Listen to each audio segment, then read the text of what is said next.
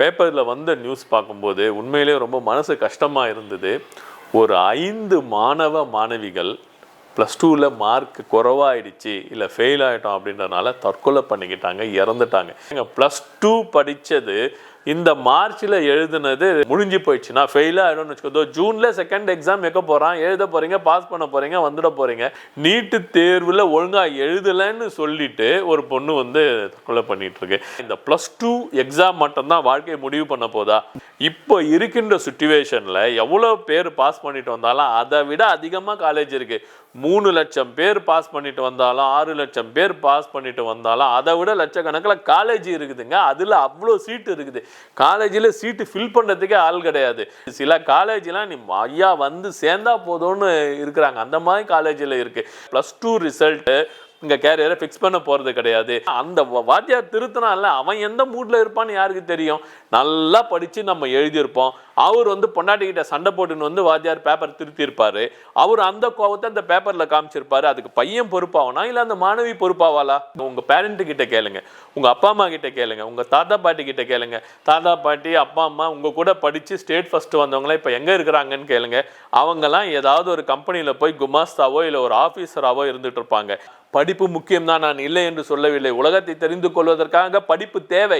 ஆனால் படிப்பே வாழ்க்கை கிடையாது. ஸ்டேட் ஃபர்ஸ்ட் வந்தவன் எல்லாம் போயிட்டு அப்படியே பெரிய பிஸ்னஸ் மேன் ஆகி உலக மகா பணக்காரனா ஆவறதில்லை. அவன் ஏதோ ஒரு குமாஸ்தா, அவனுக்கு படித்த உடனே நல்ல வேலை கிடைக்கும். ஐஐடியில் போவோம், ஐஐஎம்ல போகணுங்க. அங்கே படிச்சுட்டு என்ன பண்ண போகிறாங்க? ஏதாவது ஒரு கம்பெனியில் போய் மாடு ஓட்ட போகிறாங்க. புத்தக படிப்பு என்பது சும்மா மார்க் சர்டிஃபிகேட்டுக்காக இருக்குமே கண்டி உண்மையான ஒரு வாழ்க்கைக்கு அது உதவாது.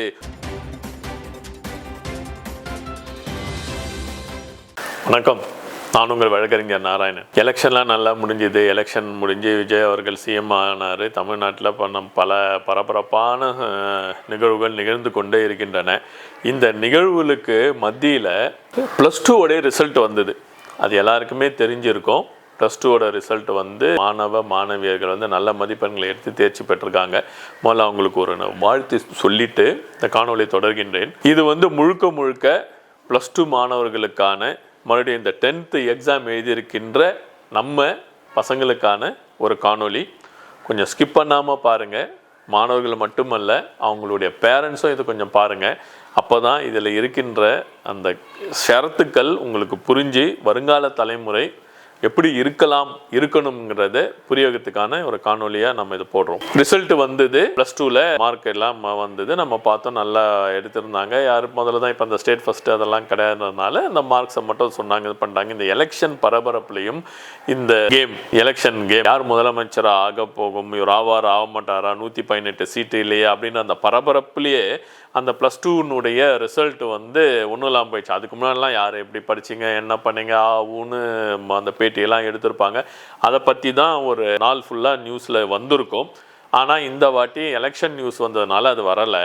இதில் பார்த்தீங்கன்னாக்கா பேப்பரில் வந்த நியூஸ் பார்க்கும்போது உண்மையிலே ரொம்ப மனசு கஷ்டமாக இருந்தது. ஒரு 5 மாணவ மாணவிகள் +2ல் மார்க் குறைவாயிடுச்சு, இல்லை ஃபெயில் ஆகிட்டோம் அப்படின்றனால தற்கொலை பண்ணிக்கிட்டாங்க, இறந்துட்டாங்க.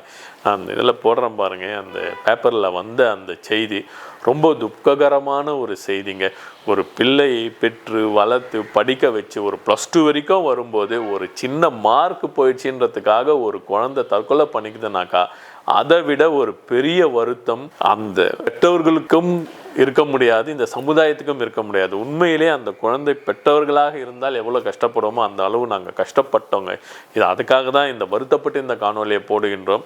மாணவர்களுக்கு இதுலேருந்து நான் சொல்கிறது என்னன்னாக்கா, +2 படித்தது இந்த மார்ச்சில் எழுதுனது முடிஞ்சு போயிடுச்சுன்னா ஃபெயில் ஆகிடும்னு வச்சுக்கோ. ஜூனில் செகண்ட் எக்ஸாம் வைக்க போகிறான், எழுத போகிறீங்க, பாஸ் பண்ண போகிறீங்க, வந்துட போகிறீங்க. அது எதுக்கு இந்த எக்ஸாமுக்கு போயிட்டு இப்படி பயந்துக்கிட்டு இந்த ஃபியர் ஆகிட்டு தற்கொலை பண்ணுறது? அதே மாதிரி நீட்டு தேர்வில் ஒழுங்காக எழுதலைன்னு சொல்லிட்டு ஒரு பொண்ணு தற்கொலை பண்ணிகிட்ருக்கு. இதெல்லாம் எதுக்குங்க? இந்த மாதிரி சமுதாயம் கண்டிப்பாக மாறணும். இப்போ நீட் தேர்வே ரத்து பண்ணிட்டாங்க. அது நம்ம வேற ஒரு காணொலியில் போடுறோம். இதில் அதில் லிங்க் பண்ணலை. இது என்ன நான் இப்போ சொல்ல வரேன்னாக்கா, இந்த +2 எக்ஸாம் மட்டும்தான் வாழ்க்கையை முடிவு பண்ண போதா? பசங்க நல்லா கவனிங்க. பசங்க +2 முடிச்சுட்டு வருகின்றீங்கல்ல, ஒரு ஸ்ட்ரென்த் ஃபார் எக்ஸாம்பிள் ஒரு 3 லட்சம் பேர் வெளியில் வரீங்கன்னு வச்சுக்கோங்க. நான் ஒரு ஆவரேஜாக தான் நான் சொல்கிறேன். ஒரு 3 லட்சம் பேர் +2 எழுதி முடிச்சுட்டு வெளியில் வரும்போது நீங்கள் என்ன பண்ண போகிறீங்க? அடுத்து ஒரு காலேஜில் சேர போகிறீங்க, இல்லை ஒரு பாலிடெக்னிக்கில் சேர போகிறீங்க. சேர்ந்துட்டு படித்து மேலே வந்து அதர் ஃப்யூச்சர்ஸாக பார்க்க போகிறீங்க. இப்போ இருக்கின்ற சுச்சுவேஷனில் எவ்வளோ பேர் பாஸ் பண்ணிட்டு வந்தாலும் அதை விட அதிகமாக காலேஜ் இருக்குது. 3 லட்சம் பேர் பாஸ் பண்ணிட்டு வந்தாலும் 6 லட்சம் பேர் பாஸ் பண்ணிட்டு வந்தாலும் அதை விட லட்சக்கணக்கில் காலேஜ் இருக்குதுங்க. அதில் அவ்வளோ சீட்டு இருக்குது. காலேஜில் சீட்டு ஃபில் பண்ணுறதுக்கே ஆள் கிடையாது.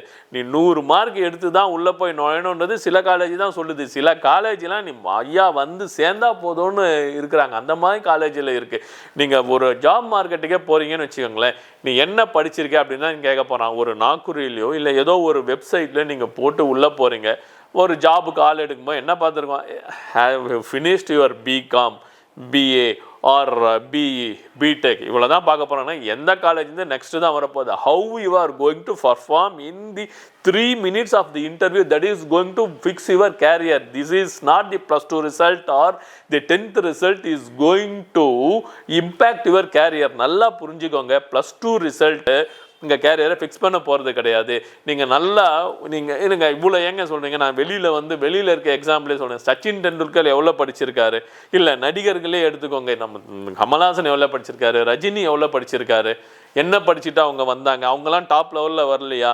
அவங்களாம் அப்படியே ஒடிஞ்சு போயிட்டு இது பண்ணிட்டாங்களா? படிப்பு என்பது ஒரு உலகத்தை பற்றி தெரிந்து கொள்கிறதுனா உங்களுக்கான ஒரு அறிகுறி. நீங்கள் ஜாபில் இருந்துக்கிட்டோம் ஒர்க் பண்ணிக்கிட்டே படித்து இப்போ மேலே வந்தவங்க கூட எவ்வளோ பேர் இருக்கிறாங்க.